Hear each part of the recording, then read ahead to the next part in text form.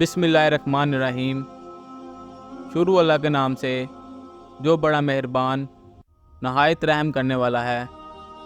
M کے N specs کے محترم عزیز دوستو، السلام علیکم۔ محترم ناظرین گرامی، فلسطین کے مشہور شہر رملہ کے قریب ایک بستی قطبہ جون کے نام سے آج بھی پائی جاتی ہے۔ توریت میں بھی اس کا ذکر مل جاتا ہے۔ مصر اور فلسطین کے درمیان بحر روم پر آباد ایک علاقے میں جالوت نامی ایک ظالم اور جابر حاکم نے بنی اسرائیل کو مغلوب کر کے ان کی آبادیوں پر قبضہ کر لیا اور ان کے بہت سارے سرداروں اور معزز لوگوں کو گرفتار کر کے اپنے ساتھ لے گیا اور باقیوں پر ظلم و ستم کی انتہا کر دی۔ تاریخ اور روایت بتاتی ہے کہ جس علاقے پر جالوت حکمران تھا اس کا نام عمالقہ تھا۔ جالوت کا ظلم و ستم پوری طرح جاری تھا کہ بنی اسرائیل کے لوگوں نے حضرت شمویل علیہ السلام سے درخواست کی کہ وہ ان پر کوئی حاکم یا بادشاہ مقرر کر دیں جس کی قیادت میں وہ ظالموں کا مقابلہ کر سکیں اور دشمنوں کی لائی ہوئی مصیبتوں کا خاتمہ کر سکیں۔ حضرت شمویل علیہ السلام نے ان کی درخواست منظور کی اور اللہ سے رجوع کیا۔ پھر طالوت کو بادشاہ مقرر کیا گیا۔ بنی اسرائیل نے جب یہ حکم سنا تو ان کے سردار منہ بنانے لگے اور کہنے لگے کہ طالوت کس طرح ہمارا بادشاہ بن سکتا ہے؟ بادشاہت کے لائق تو ہم خود ہیں جو مالدار ہیں، جبکہ طالوت تو غریب اور نادان آدمی ہیں۔ دراصل سرداری اور حکومت کا سلسلہ ایک عرصے سے بنی یہودا میں چلا آ رہا تھا، جبکہ حضرت شمویل علیہ السلام نے بنی بنایا من سے تعلق رکھنے والے ایک غریب نوجوان کو بنی اسرائیل کا بادشاہ مقرر کر دیا تھا۔ اس لیے بنی اسرائیل کے سردار طالوت کو بادشاہ بنانے پر راضی نہ تھے۔ جب سرداروں نے زیادہ رد و قد شروع کیا تو حضرت شمویل علیہ السلام نے کہا کہ مجھے پتہ ہے کہ تم یہ شرائط کیوں لگا رہے ہو۔ دراصل تم لوگوں نے جذبات میں آ کر جالوت سے جنگ کرنے کی بات کی تھی، اور اب جب عمل کرنے کا وقت آیا تو تم لوگ بہانے بنانے لگے ہو۔ مجھے پتا تھا کہ تمہارا یہ جوش اور خروش وقت آنے پر ختم ہو جائے گا۔ انہوں نے فرمایا کہ طالوت ایک صاحب علم اور جسمانی طور پر مضبوط انسان ہے، اور حکمرانی کے لیے دولت مند ہونا نہیں بلکہ صاحب علم ہونا ضروری ہے، اور طالوت میں یہ دونوں خوبیاں موجود ہیں۔ حکمرانی کا معیار مال و دولت سے نہیں بلکہ تدبیر، جرأت اور شجاعت سے ہے۔ حضرت شمویل علیہ السلام کی یہ بات سن کر بنی اسرائیل کے سردار پھر سے جرأ کرنے لگے، تو حضرت شمویل علیہ السلام نے فرمایا، حکمرانی اور قیادت تمہارے دینے سے نہیں ملتی، بلکہ اللہ جس کو چاہتا ہے اپنی زمین کی حکمرانی اس کو عطا کرتا ہے۔ وہ بڑی وسعت رکھنے والا ہے اور سب کچھ جانتا ہے۔ لیکن بنی اسرائیل کے سرداروں نے کہا، اگر طالوت کا بادشاہ بننا اللہ تعالیٰ کی طرف سے ہے تو اس کی کوئی نشانی ہمیں دکھائیں۔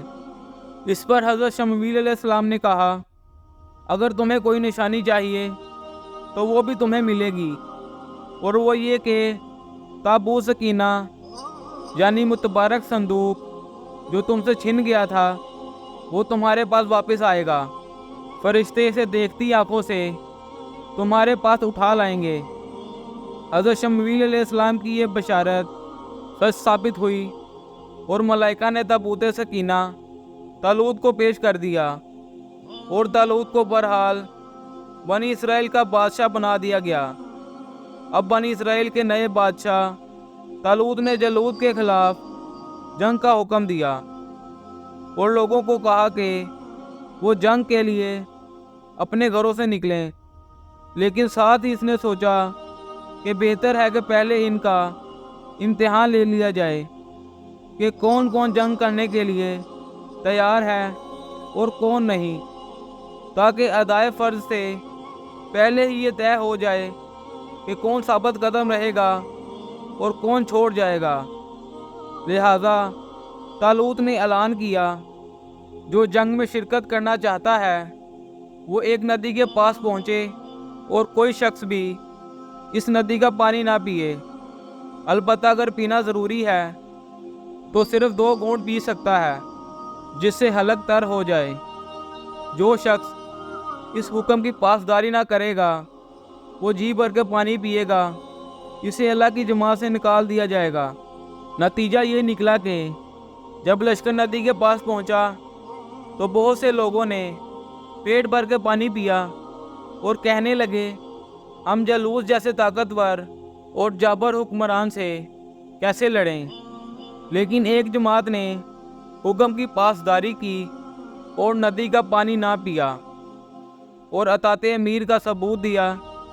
لوگ بہت کم تھے لیکن ثابت قدم۔